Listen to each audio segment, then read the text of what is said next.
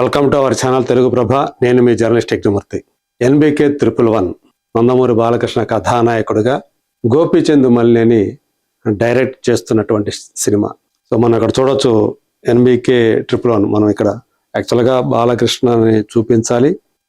దానికి సంబంధించి అంటే ఆ సినిమాలో బాలకృష్ణ ఎలా కనిపిస్తారు అని చెప్పేసి లాస్ట్ టైము మనం చూపించాము. గోపీచంద్ మల్లేని అలాగే మేకర్స్ వాళ్ళు రిలీజ్ చేసినటువంటి లోగో, అందులో ఒక కింగ్గా ఒక వారియర్గా బాలకృష్ణ కనిపించారు. ఆ సినిమాలో కథానాయికగా నయనతారను తీసుకున్నారని చెప్పేసి the queen enters the umpire అని చెప్పేసి నయనతారని అనౌన్స్ చేస్తున్నప్పుడు ఆ సినిమా హీరోయిన్గా మేకర్స్ రిలీజ్ చేసినటువంటి స్టిల్ ఇది. అయితే ఇప్పుడు మనం ఇక్కడ స్క్రీన్ మీద చూస్తున్నాం, తప్పించారు అని చెప్పేసి హెడ్డింగ్ కనిపిస్తుంది. అంటే నిజంగా తప్పించారా లేదా? ప్రస్తుతం ఒక ప్రచారం అయితే జోరుగా నడుస్తూ ఉంది. ఈ సినిమా నుంచి నయనతార బయటికి వెళ్ళిపోయారు అని చెప్పేసి. అది ఎంతవరకు నిజం ఏంటి అనేది అధికారికంగా అయితే ఇంకా ధృవీకరించలేదు ఎవరు కూడా. ఎందుకని నయనతారని ఈ సినిమా నుంచి తప్పిస్తున్నారు అనేటువంటి ప్రచారం మొదలయ్యిందంటే కాస్ట్ కటింగ్లో భాగంగా అని చెప్పేసి చెప్తూ ఉన్నారు. అంటే మొదట ఈ సినిమాని ఏకంగా 170 కోట్ల రూపాయల అత్యంత భారీ బడ్జెట్ తోటి తీస్తున్నారు అని చెప్పి మనకి తెలుస్తున్నటువంటి సమాచారం. ఇంతవరకు కూడా బాలకృష్ణ కెరీర్లో ఈ స్థాయి ఖర్చుతో సినిమా చేయలేదు. ఒక కాస్ట్యూమ్ డ్రామా కావటంతో అంత బడ్జెట్ అవుతూ ఉంది. సో బాలకృష్ణ ఈ సినిమాలో మహాయోధుడిగా, రాజుగా ఆయన కనిపించబోతున్నారు. ఒక చారిత్రకమైనటువంటి అంశంతో గోపీచంద్ మల్లేని ఈ కథని తను రూపొందించాడని చెప్పేసి మనకు తెలియవచ్చినటువంటి విషయం.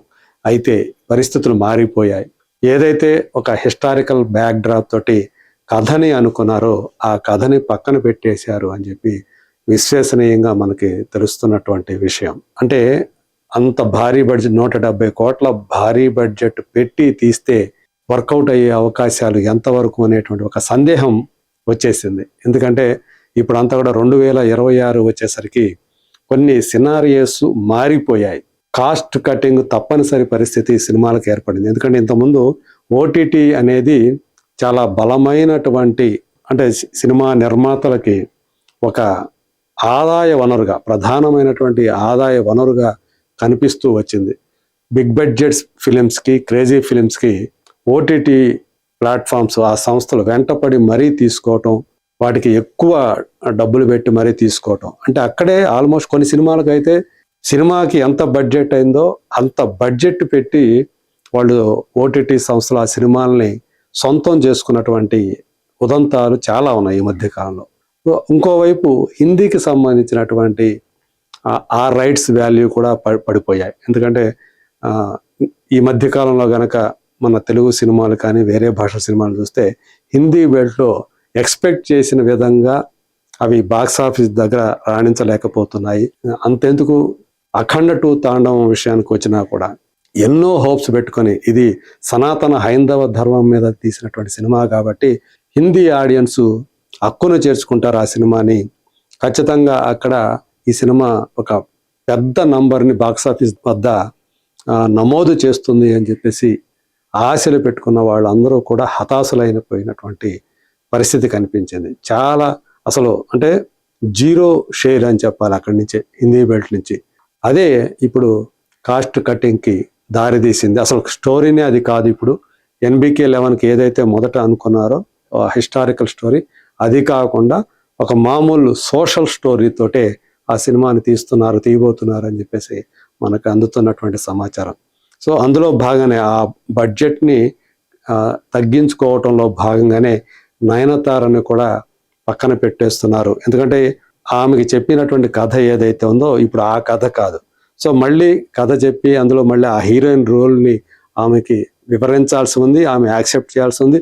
అందుకనే ప్రస్తుతానికి ఆమె ఈ సినిమాలో లేదు అని చెప్పేసి మనకు తెలుస్తూ ఉంది. ఒకవేళ ఆమె ఆ కథ నచ్చి మళ్ళీ అందులో ఆమె పాత్ర నచ్చి ఓకే అంటే మళ్ళీ వస్తుందా లేదా అనే విషయం మాత్రం ఇప్పటికైతే క్లారిటీ లేదు. ఏదైతే ఇదివరకు అనుకున్న కథో, ఆమె పాత్ర ఏదైతే ఉందో అది కాదు కాబట్టి ఆ సినిమా నుంచి ఆమె తప్పుకున్నట్లే అని చెప్పేసి మనకు అందుతున్నటువంటి సమాచారం. పైగా ఆమె ఇప్పటివరకు చూసుకుంటే సౌత్ ఇండియాలోనే అత్యధిక రెమ్యూనరేషన్ తీసుకుంటున్నటువంటి హీరోయిన్. ఆమెకి సూపర్ హీరోయిన్ ఇమేజ్ ఉంది. 4 పదుల వయసులోకి వచ్చినప్పటికి కూడా ఆమె స్టార్డమ్ ఏమాత్రం తగ్గలేదు. సో యంగ్ హీరోయిన్స్ కంటే ఎక్కువగా రెమ్యూనరేషన్ అందుకుంటున్నటువంటి తారగా ఆమె ఇప్పుడు ఒక వెలిగిపోతూ ఉన్నారు. సో అందుగురించే ఆమె రెమ్యూనరేషన్, అలాగే సినిమా ఇప్పుడు ఏదైతే మారిపోయిందో, కథ మారిపోయిందో, దాని బడ్జెట్ మారిపోయిందో, అందుకు అనుగుణంగానే మిగతా వాళ్ళ ఎంపికలు, హీరోయిన్ ఎంపిక కానీ, మిగతా వాళ్ళ ఈవెన్ అందులో ఉన్నటువంటి క్యారెక్టర్ ఆర్టిస్టులు వీళ్ళందరూ కూడా మారిపోయే అవకాశం కూడా ఉందని తెలుస్తుంది. ఇప్పటివరకు ఎవరిని తీసుకున్నారు ఏంటి అనేది బయట ప్రపంచానికి తెలియకపోయినా ఆ సమీకరణాలన్నీ మారిపోయాయి. సో రాబోయే రోజుల్లో ఆ సినిమాకి సంబంధించి ఎలాంటి కథతో ఆ సినిమా తీయబోతున్నారు ఏంటి అనేటువంటి ఒక అప్డేట్ తోటి మళ్ళీ నేను మీ ముందుకు వస్తాను.